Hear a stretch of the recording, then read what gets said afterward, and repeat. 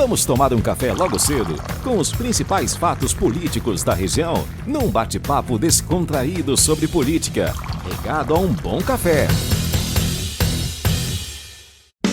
Apoio Senhor Braga Barbearia, a barbearia do Caruaru Shopping. E olha, uma pesquisa avaliou a satisfação dos pernambucanos com relação ao governo Raquel Lira. E é isso que Mário Flávio analisa agora no cafezinho. Ele já está aqui na bancada. Bom dia para você, Mário. Vamos lá, Mário! Nossa grande aventura começa agora! Fala, Rodrigo, bom dia. Oi? Deu bom ou deu ruim? Olha, para o governo não deu bom não, né? Porque você começa um governo, geralmente tem aquele prazo, digamos assim, de tolerância, né? Que o pessoal... Não, a própria governadora usou um termo, né? Organizar a casa.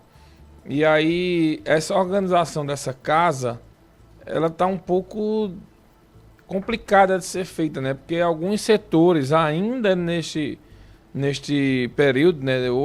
Já estamos se aproximando aí do 8º mês de governo, e ainda tem muito problema. Por exemplo, semana passada teve a demissão em massa na Secretaria da Mulher. A Secretária da Mulher e 14 auxiliares dela foram demitidos. Isso é muito emblemático pelo fato de Raquel ser a primeira governadora mulher.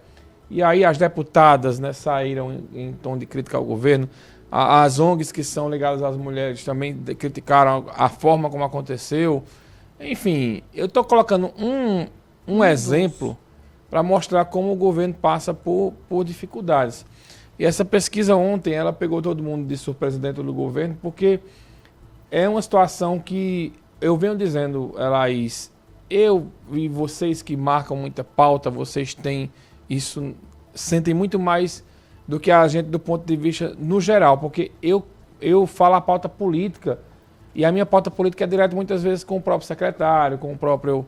Eu não tenho um intermediário da assessoria de imprensa, né? Porque a gente cria uma relação com as fontes que a gente conversa direto com a Casa Civil, direto com o pessoal. E a gente tem visto uma dificuldade muito grande em comunicar, né, do governo Raquel. E aí o pessoal, não, mas no primeiro ano da gestão de Caruaru foi assim. Mas não tem como você comparar Caruaru com o estado inteiro de Pernambuco. A realidade é diferente, né? A realidade é diferente, cada região tem a sua realidade.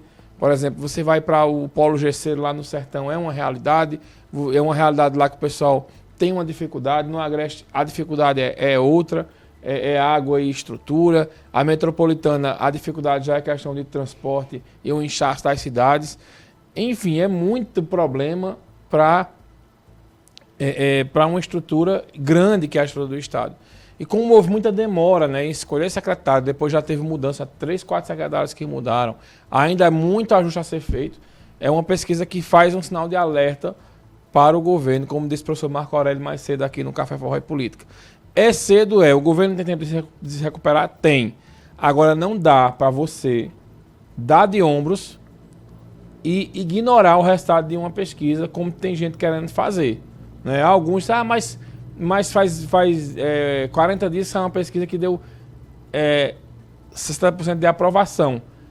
Olha, a pesquisa que deu aprovação foi só do Recife. Não, nem da região metropolitana, né? Só do Recife, das capitais.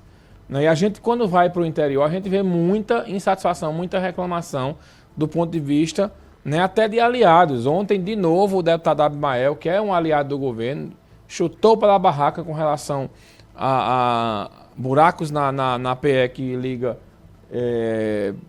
a PE 146, se eu não me engano, que vai para as praias, né? Ele estava ali num lugar que é conhecido como a Mijada da Véia, né? Que todo mundo para tomar uma aguinha ou fazer um lanche, né? E aí tinha um buraco lá que ele colocou a mão dentro do buraco e tinha um acidente mais na frente. E ele, inclusive, tem batido muito nesse assunto, né? Das PEs, das estradas.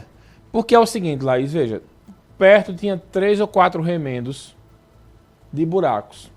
E aí, dentro nesse buraco, aí o que foi que ele disse? Olha, o pessoal vem, faz o remendo e vai embora. É aquele paliativo. E aquela estrada ali, ela é muito problemática, porque ela tem uma movimentação muito grande, independente do período de verão. Porque, veja, Caruaru é a rota principal para aquela população que mora ali, né, em Catende, em Lagoa Preta, em Água Preta, em outras cidades que tem ali pertinho, né? Batateira também, que é um distrito. E o pessoal vem muito para resolver as coisas em Caruaru. Então é uma movimentação muito intensa. Vem estudar, tem gente que vem de noite para cá. Outra parte da população vai para Palmares também. É outro problema. Então assim, é uma estrada sem acostamento, sem iluminação. De noite você não enxerga nada, né? Então assim, buracos sem parar. Sinalização Mal deficitária. feita. E não dá para você ficar dizendo, olha, foi o governo passado, foi a gestão Paulo Câmara. Isso tem prazo de validade. E é isso que a Abimael Santos está cobrando. Tem um exagero, eu acho, na forma que ele cobra, que é gritando, fazendo zoada. Mas ele é daquele jeito. Ele foi eleito daquele jeito ali, não foi um personagem que foi criado. E ele, como ele foi eleito daquele jeito, o governo vai ter muito trabalho para domar, digamos assim, aquele deputado. Então, é só um exemplo. O governo tem dificuldade de relacionamento com os servidores. Tem uma crise com o professorado muito grande. Tem uma crise com outros funcionários públicos também. Com enfermeiros. Com enfermeiros. O governo tem dificuldade de relacionamento com a Assembleia. O governo não dialoga bem com a Assembleia, né? A Assembleia é toda dividida, né? Até os deputados que seriam, teoricamente, da base, não conseguem, por exemplo, explicar, por exemplo, como é que a governadora lança um programa de segurança, tem lá um monte de gente para ser efetivado na Polícia Militar, ela não nomeia e anuncia outro concurso. Então imagine, como é que você vai explicar aquela pessoa que votou em você? Os deputados do PL, que tem um voto muito daquele pessoal ligado à segurança, tudo sem ter o que dizer ao pessoal. Então tiveram todos que fazer vídeo. Alberto Feitosa, Joel da Harpa, o próprio Abimael, se justificando. Olha, a gente está aqui frustrado, né? Tem viatura? Tem. O saudoso vereador Zé Ailton, saudosa memória, né? Que é o pai da vereadora Aline e do Ailtinho, ele dizia o seguinte: não adianta ter a gaiola bonitinha e os passarinhos estarem morrendo de fome. Então não adianta você entregar 100 viaturas e o funcionário está insatisfeito com a situação dele. É verdade. Porque a governadora disse aqui na Rádio Estado, inclusive, e em todas as emissoras, né, que ela ia acabar com a faixa salarial dos PMs. Ela foi proposta de campanha. E ontem, aliás, Juntos pela Segurança, não sequer tocou no assunto. Então, assim, você tem que comunicar, né? Essa história de estar fazendo vídeo no Instagram o tempo todo, que Raquel adora fazer isso, não é mais suficiente. Não é uma dificuldade gigantesca para conversar com a governadora. Para alguns secretários, ninguém consegue ter acesso. E eu acho que está na hora do pessoal aparecer mesmo para o governo e encarar os problemas, né, que o Estado tem. A imprensa tem muita dificuldade também de chegar, né? E isso vai se refletindo aos poucos quando sai esse tipo de pesquisa para as pessoas que tiverem mais o pé no chão, elas olharem, né, e disseram, a gente tem que melhorar em algumas áreas vitais, segurança, saúde, educação, estrutura, que é basicamente tudo que se prometeu na campanha. E não ficar lançando toda semana um programa, né, que vai acontecer. Ah, vamos lançar um programa. Aí lança um programa. Deus lá sabe quando vai acontecer. Aí lança outro programa. Deus lá sabe quando vai acontecer. Pegou 3,4 bilhões aí de empréstimos só da Caixa, do Finisa, mais quase 1 bilhão do Banco do Brasil, mas não deu detalhe de como vai usar esse dinheiro. Então isso precisa ser explicado para que a população entenda e que aconteça uma comunicação melhor. A governadora ontem à noite anunciou a nomeação de 80 médicos, né, no governo do estado aí para áreas específicas. Meio que, eu acho que é uma estratégia para dar uma abafada nessa pesquisa, mas é uma área muito específica. Então o pessoal vai ter que abrir o olho e ter que melhorar essa questão, principalmente de como se relacionar com alguns setores da sociedade.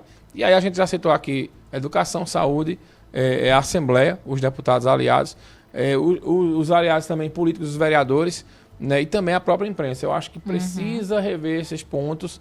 Se não rever esses pontos, vai ter dificuldade, principalmente no que diz respeito a avaliações futuras, porque Raquel vai ter uma oposição que ela nunca teve em Caruaru, né, que é o PT. O PT na oposição e o PSB, o bloco desses partidos aí de oposição, eles sabem fazer a oposição muito bem.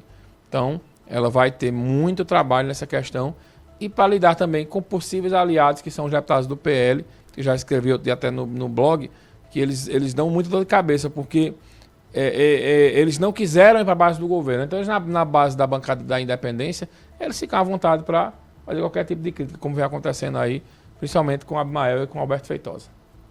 Pois é, Mário, tem que ter muito jogo de cintura aí para poder sair dessa, né? Depois de 7 meses, aí uma pesquisa dessa com um número tão alto, né? Tem que ter jogo de cintura e vai ter que ter aí ação para reverter tudo, né? Isso mesmo, né? Essa pesquisa, ela teve algum recorte, Mário, por exemplo, de região onde as pessoas foram ouvidas? Não, né? De acordo com o Veritas, foi a maior pesquisa realizada no Brasil. Ela ouviu 43 mil pessoas. Caramba. Por exemplo, o presidente Lula, ele é mais bem avaliado no Nordeste. Né? O Ceará é o estado que mais bem avalia ele. Mas, no geral, ele ficou com aprovação de 50% e uma reprovação de 49%. Meio a meio, bem polarizado ainda essa questão.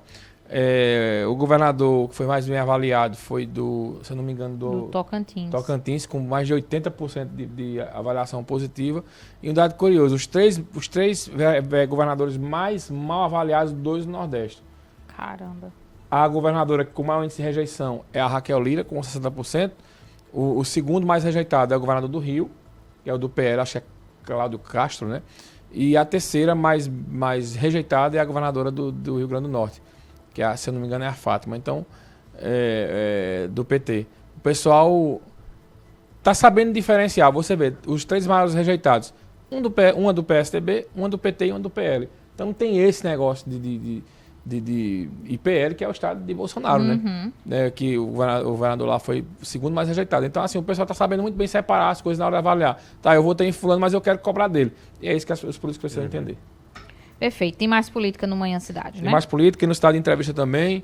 Laís, lembrando que hoje, né, Renata Torres estará ausente até a próxima sexta-feira. E vai ser o Bom Dia, Mário Flávio. Manhã do Mário Flávio aqui na Rádio Cidade. Tá certo, então, Mário. Obrigada e até amanhã. Valeu.